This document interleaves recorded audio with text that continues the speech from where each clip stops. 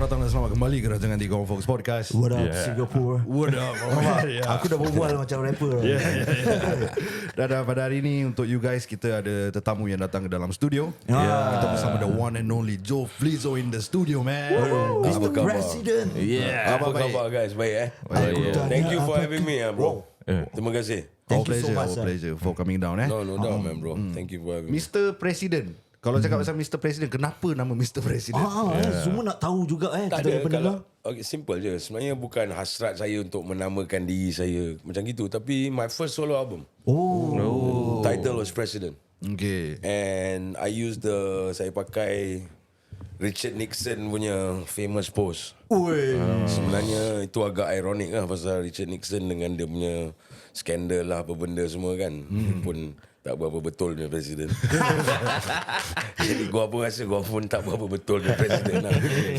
But yeah, it just stuck for me. It was and also it wasn't bukannya macam conscious effort nak rebrand diri ke apa, tak. Cuma it was my presidential album sulung. Itu je. So benda tu macam melekat lah kan? Sampai sekarang lah orang kata Sampai sekarang. Okay tu, sebelum kita pergi ke arah where you are now today, aku nak tanya Flizzow lah. Okay, Pasal boleh. kita tahu Joe ni asalnya daripada JB, betul Asal lahir KL. lahir Membesar dekat first membesar dekat KL until I was 3. Then my dad moved to London. My arwah father pindah ke London dapat kerja. Then after a year my mum dengan saya ikut menyusul. Datang balik umur 7 tahun, menetap di Subang Jaya sampailah umur 21 tahun, tapi membesar di Johor Bahru. I see. Okay. Then my father was from Perak. Okay. But also like I lost like my grandmother from my mother's side at an early age. Okay. So my grandfather was bujang lah. So I think in a way like tiap-tiap cuti sekolah kita balik Johor. So saya belajar berenang kat laut kat Johor. Belajar macam-macam. I became like very very close with my grandfather and we spent a lot of time in JB. So I'm Johorian lah, you know what I mean. Nice. Tapi bila suara Joe ni bila start matang tu sampai jadi macam ni? Itulah pasal kalau Matang. tak ada lah. Kalau itulah pasal kalau dengar Too Fat punya first album, second album macam suara belum pecah gitu kan. Tak tahulah, mungkin dah banyak pekik sangat dekat orang kan. Banyak menjerit sangat sampai rosak suara kan. Dia macam dah season lah. I see. Dia macam seluar jeans. Kalau beli baru-baru pun pakai masih keras lagi, masih dye dia pun masih melekat kat kasut putih kan. Dia dah season lah. Faham. Okay, Saya pun tak tahu, tapi betul soalan yang bagus pasal suara saya pecah 2 kali. 2 kali. First kali pecah masa Akil balik, dengan satu lagi pecah bila lepas Too Fat sebenarnya. Suara saya tiba-tiba took a dive to the dark side. Dark side. Kalau macam suara macam gini boleh juga. Tak boleh, tak ada hal, tak ada masalah. Okay. Pasal aku baca, aku dah tengok dekat internet yang diorang letak yang Flizzow asal JB tu yang kita nak tanya. Maknanya tak betul lah. Dia ada ada changes here and there. But then again, I grew up there. I spent a lot of time there. My late grandfather was a football referee. Jadi saya pun membesar dekat, saya selalulah pergi tengok kat Padang Seri Gelam dulu. Masih ada 2 padang, sekarang sebahagiannya dah jadi pusat latihan JDT, tapi memang dekat situ lah saya tengok atuk saya jadi referee. Lepas tu he's very involved in football. So and as a kid we just love going back to Johor. You know what I mean? It's very different from growing up in Subang Jaya or in KL. And Johor taught me a lot. So Nice. I'm Johorian, you know what I mean? Okay, but macam mana keadaan Johor waktu time, kita tahu sekarang pun dah berbeza, Johor baru dia dah develop, dia dah berbeza. Okay, for your time tu macam mana keadaan di Johor tu? Bagi saya, berbeza dari segi bangunan tinggi dan memang ada kemajuan dan improvement dari segi infrastructure. Tapi bagi saya, Johor masih Johor. Johor tetap Johor. Dari segi macam cara orang berbual, apa benda yang kita makan, tak adalah just because dah modern kita lupakan kita punya tradisi dan what makes Johor, right? So I think for me there's not much changes, but yeah, definitely there's vast improvements and development. Yeah, in the last 10-20 years. And then mungkin ada jalan yang dulu 2 way sekarang 1 way, macam benda-benda gitu je lah kan. Tapi bagi saya, it's still my hometown, and I just yeah. Tapi bila kau dekat Johor tu, ada tak macam pernah singgah Singapore? Time muda-muda. Memang muda-muda singgah Singapore. Singgah ada Gua umur 11 tahun dah naik bas datang Singapore. Seorang? 2 orang, me and my cousin who was 1 year older than me, like 12 years old. Or sometimes my grandfather will send me, because my arwah grandfather, dia punya adik, my arwah grandfather actually was dia kerja custom officer Singapore. Tapi duduk Johor. So I think during when Malaysia and Singapore separated kan, half of his siblings chose to be Singaporean. Pasal dulu Johor Singapore is one, bro. Yes. And then that's the way I still look at it sometimes. Like it's just like we are one, right? Yeah. So his younger brother was a police officer dekat sini.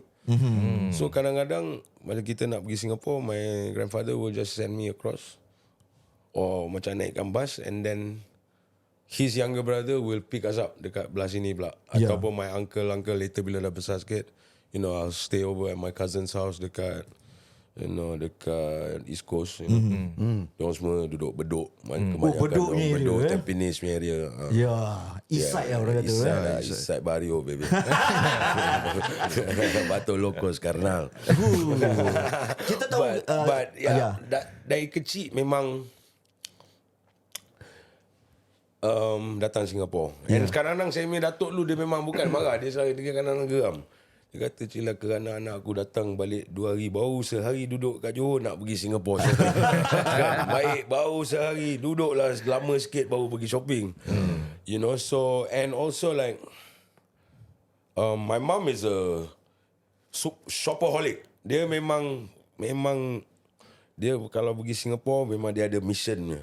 Okay, gua nak pergi sini. Set lah. So like at the age of umur 10-11 tahun,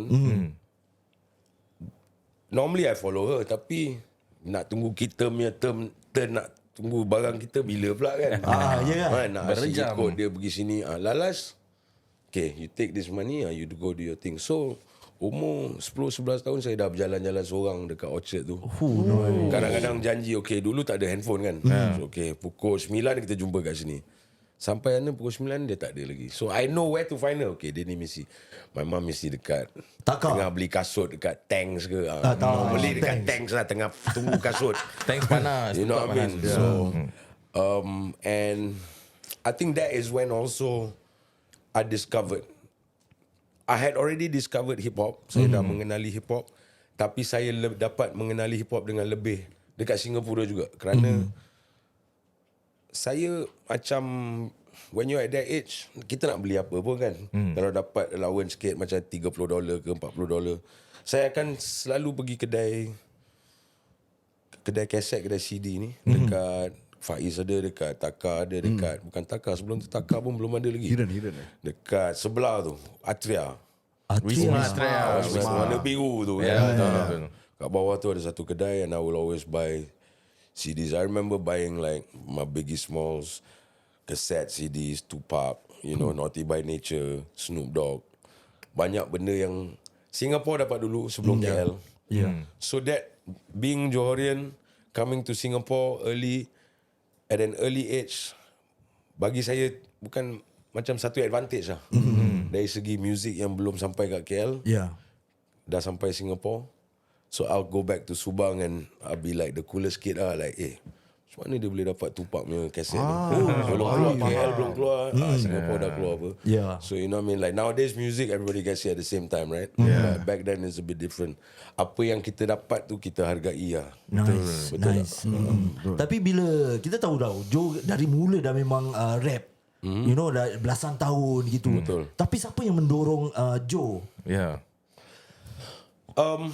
Saya rasa mendorong saya pertama sekali mungkin saya punya cousin lah. Okay. Dia macam abang, sampai sekarang saya anggap dia sebagai abang saya. Nama dia Faris. Dia pun dulu menyanyi dalam satu kumpulan Soul Street. But we discovered hip hop and we love music together. But before that, kita rewind sikit, mendorong saya untuk menghargai muzik dan mencintai muzik adalah kedua ibu bapa saya. Mainly my mom. Okay. So my mom punya family dekat Johor memang come from a very musically inclined family. Dengan my late grandfather was a customs officer. My late grandmother was a cikgu sekolah. So we weren't exactly rich. Yeah. Jadi my grandfather ni dia memang kreatif ni orang. Dia macam cara dia menghiburkan anak-anak dia akan buat macam okay, weekend ke cuti sekolah dia akan bawa pergi tengok wayang kat Singapura. Macam 6-7 orang masuk satu kereta sombat pergi Singapura. Serious, Dia suka buat macam okay, today kita buat talent time. Menang first prize RM1, second prize 50 sen, third prize 30 sen. Ni time dia orang kan. Dia memang punya cerita. Which eventually, with us also my grandfather used to do the same.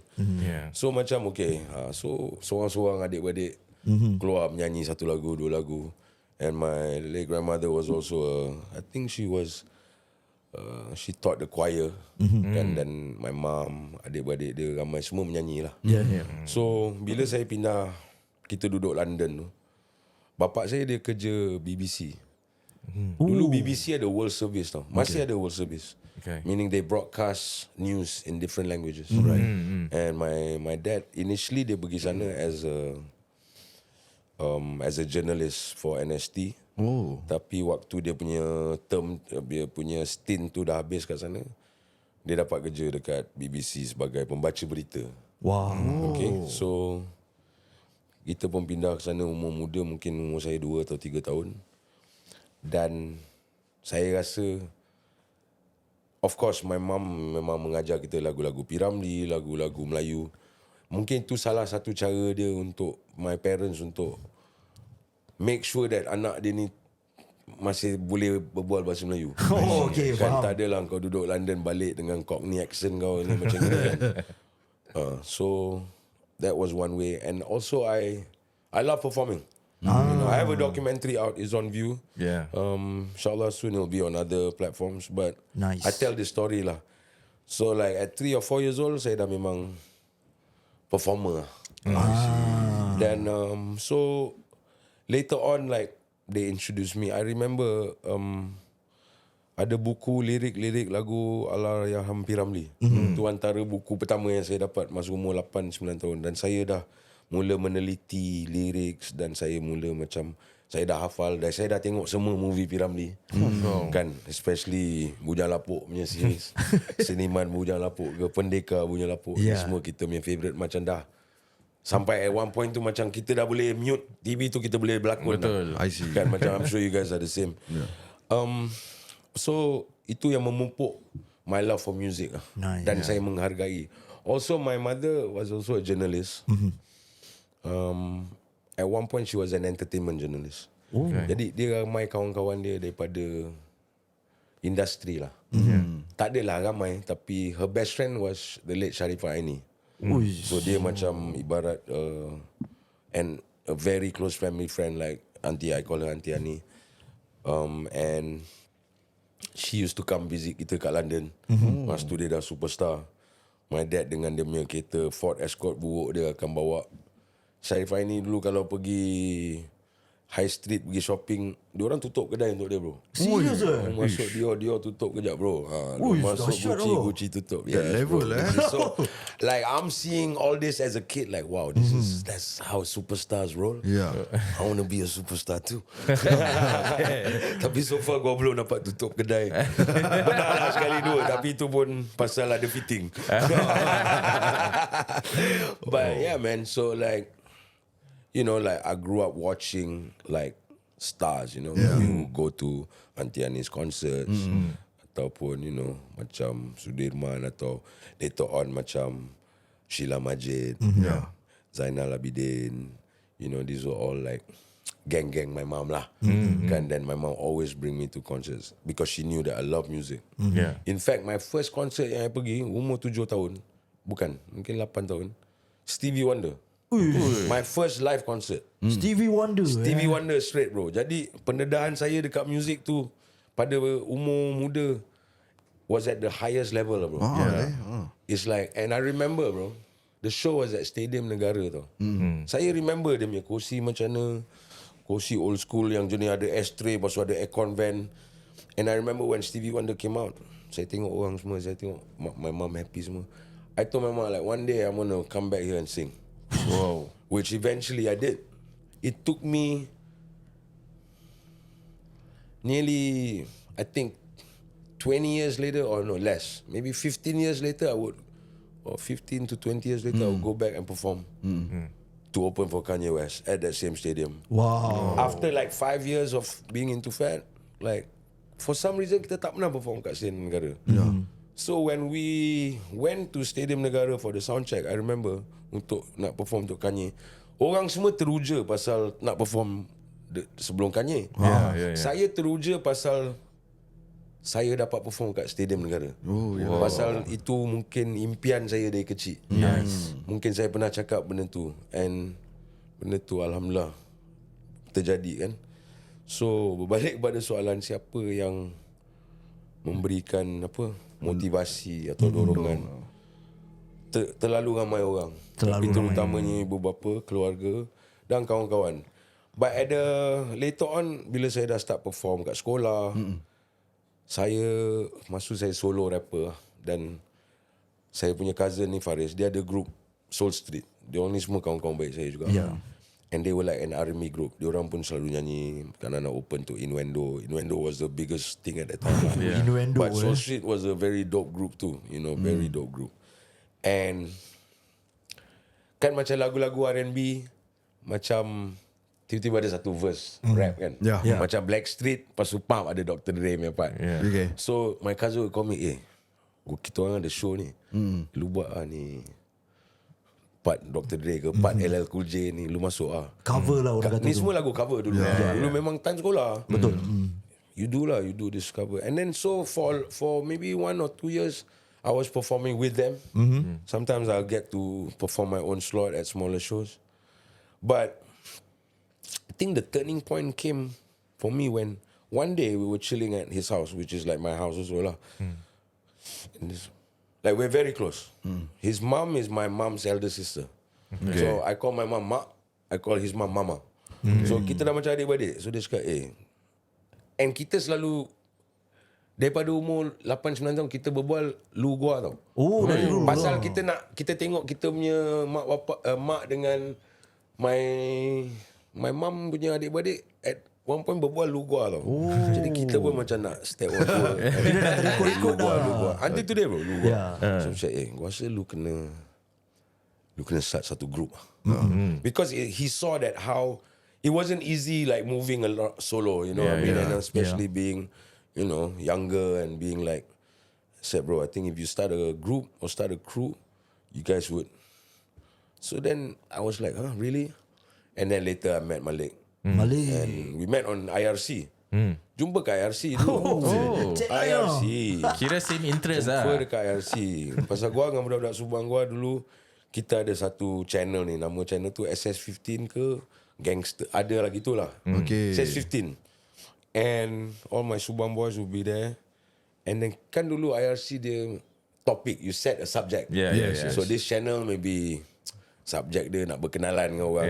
This subject mungkin sport. So our subject was hip hop. So eventually channel ni ramai penggiat-penggiat hip hop yang macam Ultimate, Miss Nina, Rifa, semua masuk channel ni. So channel tu tak adalah ramai orang, mungkin 20-30 orang. Tak adalah macam beratus orang macam channel lain. Jadi benda tu jadi very intimate. And we really talk about hip hop. And Malik join that channel. Lepas tu dia duduk Johor. And I don't know if you guys are probably a lot younger than me, but dulu dekat dalam salah satu function dalam IRC ni, you can DCC send a file. So lu boleh attach satu file and you boleh broadcast onto the group. So my first recording was actually on a computer punya mic yang RM10 tu. Yang macam satu tangkai terkeluar yang sambung kat belakang tu. And I rapped over an instrumental. Cover lah. Yalah, cover. Tak lagu apa aku cover. Gua share dekat channel tu. Sekali semua orang bagus lah, baik lah ni semua. Lagi 2 hari Malik dia pula balas. Dia ni pun boleh rap. You know what I mean? Okay. So I was like, yo man, let's meet up. So we met up in KL. And then immediately dia dengan budak-budak gua semua jadi satu gang lah. But he was still in Johor at that time. Then when he needed to come back to KL to study, dia tanya kita, where should I stay? Yeah. You know, he was enrolling into this college in PJ, and then all our Subang boys were like, duduk Subang lah. The best neighborhood in the world. You know what I mean? So, The coolest one lah. Yeah. I mean, I think so. Mana ada neighborhood, ada airport sendiri. Itu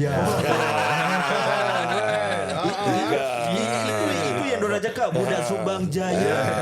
Budak Subang semua kena kapal terbang. You know what I mean? So we're like, duduk Subang lah. Kan apa yang tak ada kat Subang? Mall ada, hospital ada, Sunweb Lagoon ada, airport pun ada, kan? And then he moved to Subang, and just that's how it started. Okay. So saya punya nasihat daripada abang saudara saya tu menjadi lah. And then when we started to fat, my cousin was like, yeah man, I'm very happy for you. You know what I mean? You finally found your footing lah. You know, so tak adalah duduk belakang dia je dulu. Because before that, any movement, gua kena tunggu dia. And I guess, he kind of knew that they were heading somewhere, and I needed to find my own ways lah. Yeah, so that was that lah. Nice. Tapi bila kau buat music ni semua Jo, kau ada kerja-kerja juga, macam kerja-kerja lain. Kerja apa kau pernah buat? My first job was a reporter, journalist. Reporter. As a young reporter dekat NST. I see. So masa cuti sekolah kan, budak-budak dulu punya trend, cuti sekolah je semua orang kerja mall. Ada yang kerja fast food restaurant, ada yang kerja kedai sukan, ada kerja kedai baju. Betul. Tapi gua macam malah gua tengok dia orang kerja kan, mula nak kerja. Bila tengok dia orang dapat gaji kan, macam umur 15-16 tahun dah dapat gaji 1,000-2,000 tu dah macam gila lah kan. Macam kena jackpot. Besar lah gila. Tapi bila gua tengok dia orang kerja bagai nak rak, cakap ini I'm not built for this lah. In fact ni cerita kelakar. Ni aku tak pernah cerita. Wow. Eksklusif. Baik. So one day I went to the mall with my late father, and then sambil kita jalan satu mall tu, semua ada kawan. Aku cakap, all your friends are working ah? Why you're not working? Kan? I cakap, I don't want to work here lah.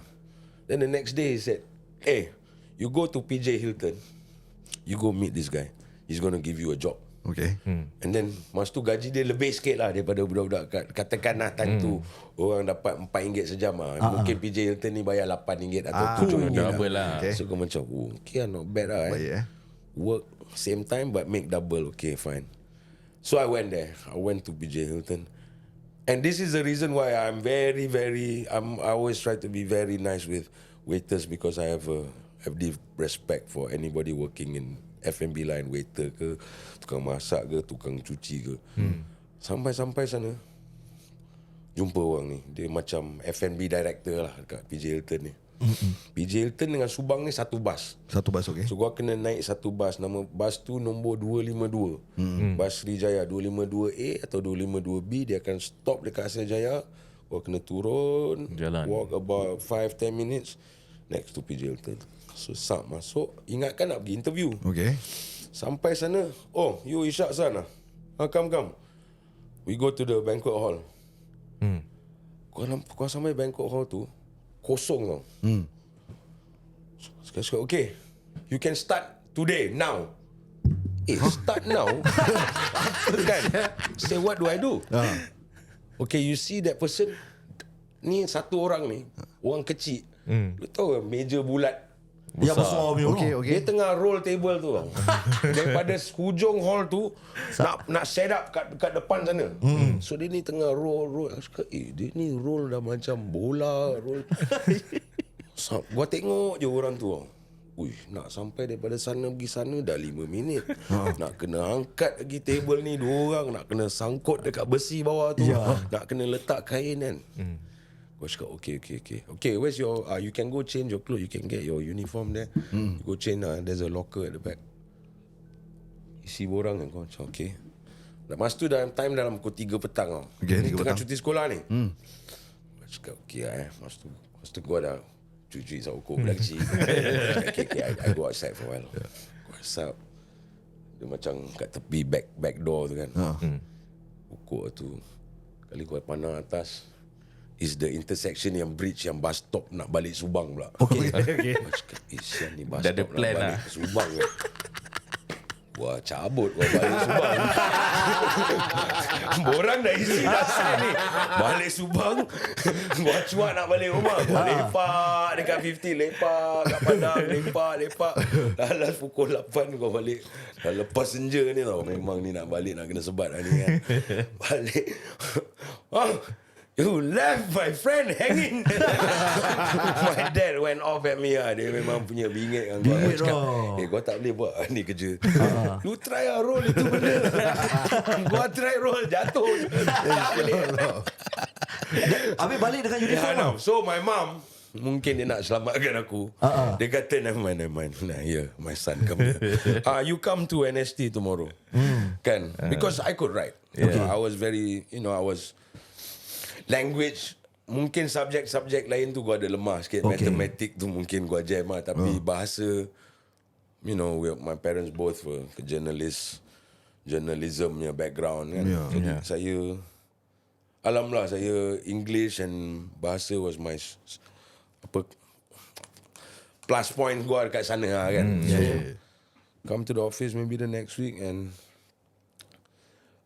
I just started work as a young reporter. So then my first assignment was I was told to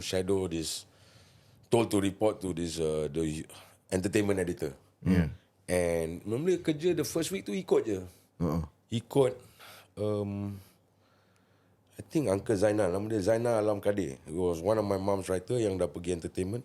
Pergi ikut dia, I went for 1 or 2 press conferences dengan dia, tengok cara dia interview orang, apa benda semua. And then after that, there was a newspaper called Youthquake. Youthquake was a pull-out from NST yang saya saya ada pergi satu basic training camp for writers, for young writers. And after that, I was just writing for them lah. I had lah a few, tak ada lah berpuluh-puluh, tapi ada lah beberapa byline yang story yang keluar. Wow, okay. So, itulah cerita dia. Baik. So pekerjaan yang saya, then I realised that this comes easy for me. Macam mungkin setengah orang macam, write an article about, for instance, one of my first few articles, I was asked to write a story about death metal dengan punk punya culture. Because at that time memang benda tu hot lah kira. Hot dan orang biasalah senang jadikan scapegoat. Cakap ni budak-budak ni rosak lah apa benda. So, tapi I grew up in Subang and I had a lot of friends in the punk scene yang main band. Yang macam dia orang budak-budak baik. Dia orang semua girik macam tak ada masalah punya orang. So I offered, say okay, I'll write this story. So I interviewed some of my boys and I wrote a story basically defending lah these subcultures and my editor liked it. Then he gave me another assignment, but it was mainly music related lah. Music related. So I think this also in a way prepared me for for today. Being with media, I'm very comfortable. I think I'm very comfortable doing interviews and looking back. Ni macam gua punya basic training lah. In what would it prepared me for the future. When stardom came or bit of popularity came. Okay, I'm more interested into Snoop Dogg. Right. How did that idea came about and how did you pitch to him? Maybe a bit of story about it. So Snoop Dogg, pertama sekali saya jumpa dia saya rasa 2010. 2010 atau 2011 dekat Bangkok. Okay. I'm very close with a lot of rappers in Thailand. Titanium, a lot of DJs, DJ Budak, DJ Ono, and there was one year they brought Snoop to Thailand, right? And I had met Snoop briefly backstage, and then after the show, I was with my friend Ono, and he was like, Semua orang pergi after party. Kan ingatkan Snoop ada kat sana. So my friend Ono was like, yo Fliz, just chill at the hotel. You know what I mean? Snoop's not going, he's upstairs. So tiba-tiba gua tengah lepak kat gua punya member punya bilik ni, Ono. Tiba-tiba bellboy datang dengan macam 10 bag lah. Banyaknya. I cakap, what's this? Ni Snoop sudah order suit. Kan dekat Thailand boleh buat suit siap. Betul. Dia sudah order suit, dia sudah order custom kasut lah macam-macam. So first my friend Ono was like, yo man, you got the wrong floor, you got to go to the penthouse. This is not Snoop's room. So bila bellboy tu patah boleh nak keluar, tiba-tiba dia cakap, yo put the bags down. Then dia cakap gua, yo Joe, you want to meet Snoop again? Let's carry these bags upstairs. Kan? So cakap, tak ada hal lah, ni gua punya hero siot. Lu faham tak? And like masa dekat backstage tu, gua tak berbual banyak, just ambil one photo. Macam, oh Malaysia, what's up? Boom, ciao. So then I was like, yo, let's get it bro. Boom, gua pun angkat 8 bag. Mama dia angkat 8 bag. Macam gini, naik atas. Naik atas, penthouse tu kan ada adjoining room. Bam, dia punya bodyguard sudah keluar. Mamat tu tinggi dia macam 7 kaki 2 inci. Tapi nama dia Tiny. Tiny apa? Badan dah macam icebox. Apa yang tiny so? Kan? Tiny. Tiny ke? Macam gitu lah nama dia. I think it was Tiny. Like, apparently like dia dah lama ikut Snoop. Macam ex like NFL punya linebacker ke something like that lah, yang injured. Lepas tu jadi bodyguard Snoop. Dia ni besar siut. Kan? So dia macam, oh no, dah. Oh, Snoop's inside. Benda boom. So okay, drop the bags. Baru nak gerak, tengah berbual dengan bodyguard ni. Snoop keluar. Yo, oh no, what's up, man? So, yo, this is my boy from Malaysia, what up? Boom. And bukan kebetulan, macam of course during my Too Fat days, we had a song with Warren G. So Snoop and Warren G are best friends. Okay. They used to be in a group together, 213. Warren G is Dr. Dre's half brother. So then I started this conversation lah, macam, yo man, you know, I did a track with Warren G. Oh shit. Boom, blah. And he had said like, yo man, I need to get out there one day. I said, fine. So it wasn't until maybe 13 years later, 2000 tu 2010. 2020 saya start kerja dengan Def Jam. Okay. You know, I was offered a role. So me and my entire team, in fact, we ported all our artists to Def Jam. Kan daripada Kartel. Bagi saya waktu tu, saya rasa dah macam, bukan nak cakap kita dah jumpa jalan buntu, tapi saya rasa dah macam kita dah hit the ceiling in regards to apa yang kita boleh achieve kat Malaysia ni. Dan saya perlukan partner-partner baru yang boleh merealisasikan impian saya to go I wanted to go a bit more regional, a bit more international. I wanted to do more. I want to do stuff in Indonesia. I want to sign artists in Philippines, but I couldn't do that as Kartel Records, you know. So ngam-ngam timing Def Jam punya offer came in, which happened to be a blessing in disguise. Pasal lepas tu COVID. So you know, like I can't imagine like having to run an independent label whilst lockdown. Meaning artists got no income, label got no income, but music still need to go out. Videos need to be shot, songs need to be produced. You know, so in looking back, it might have been a little blessing lah. So tak apa, pam, Def Jam, and then in 2022, they announced they hired Snoop Dogg as a Def Jam punya executive. So he was brought on to Def Jam to help them revamp I see. LA, Def Jam USA, especially with the West Coast lah. And so I like, okay, that's good news. Little did we know that diorang sebenarnya dah memerhatikan kita punya gerak-geri dekat sini. Pasal diorang nampak challenge yang kita harus hadapi. Pertama sekali ialah saya kena set up office dekat 6 negara. Malaysia, Singapore, Indonesia, Philippines, Vietnam, Thailand. Okay? And it wasn't easy. And daripada 6 negara ni ada 4 bahasa yang berbeza. Betul lah.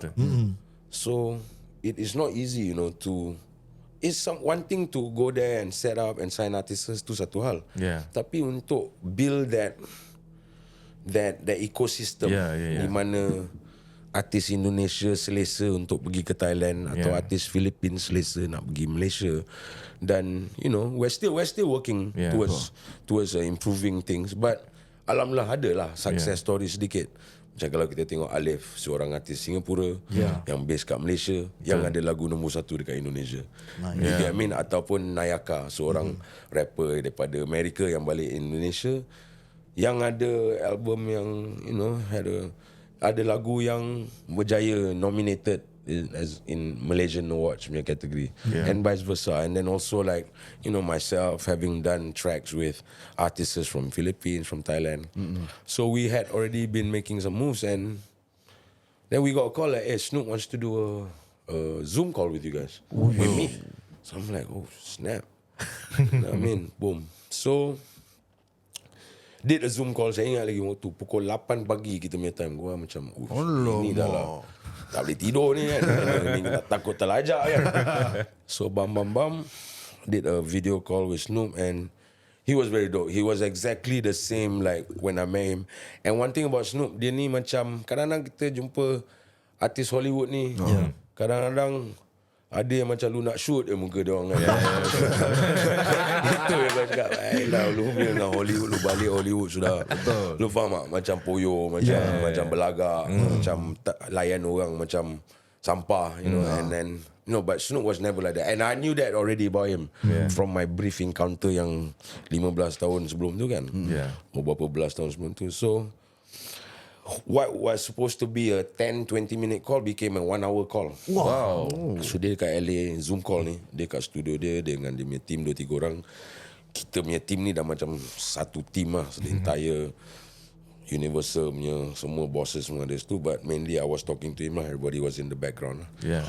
And I presented to him presented a deck of all our artists. Of all artists played. I played music from all artists. I showed them. We cut like a video presentation, like maybe a short presentation, but enough to cover lah all. And I remember we had done Chow already. Chow is my song with J Park and MK kan. Solid.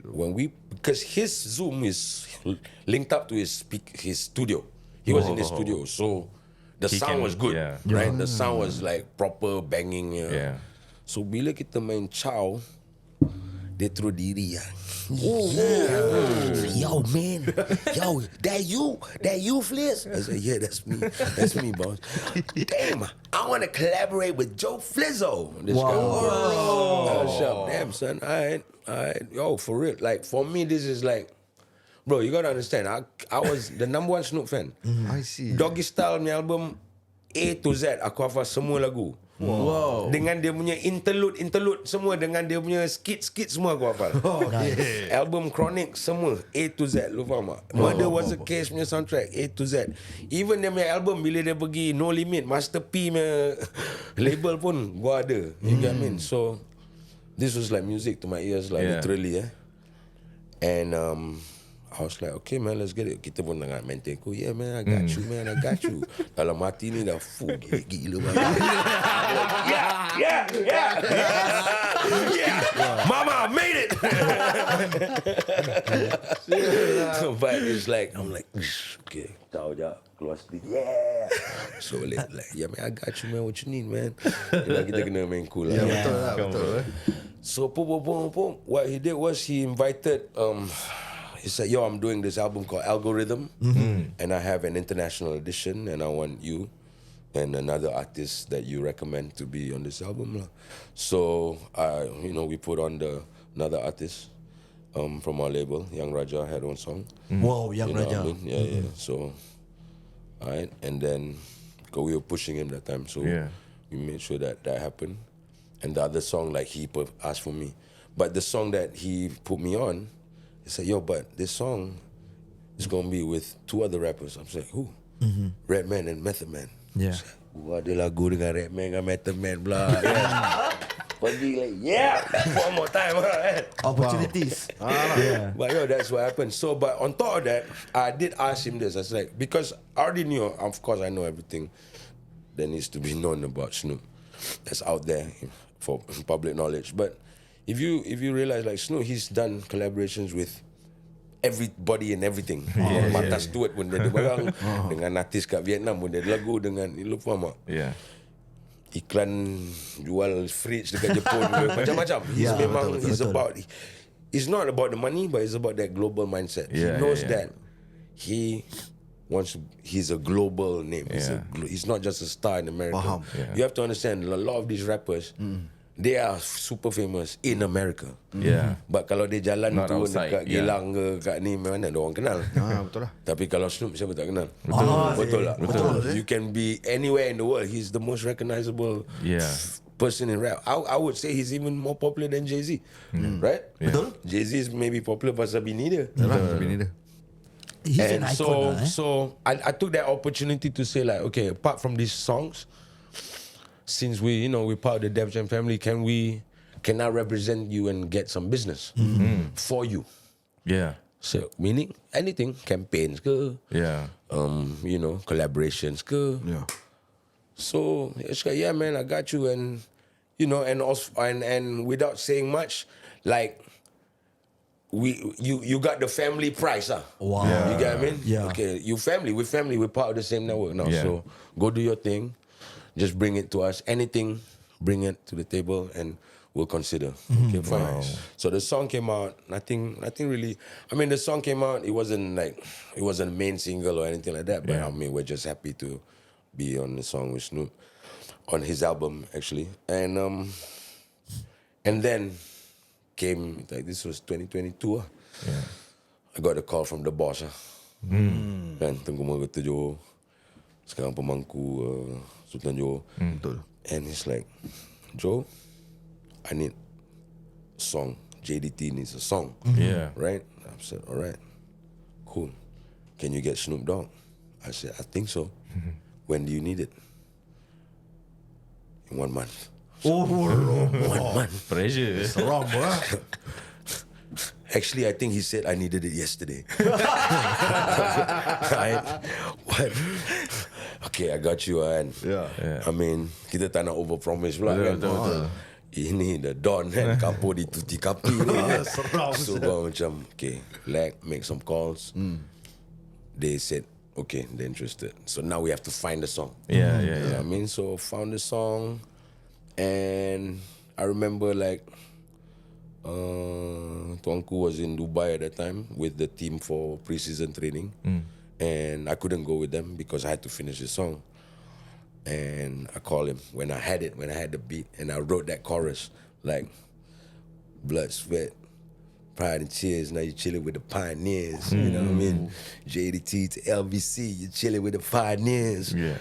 And I told the boss, boss, I think the song should be called Pioneers because that's what you are. You know what I mean? You paved the way for us, and for you're an inspiration to all of us.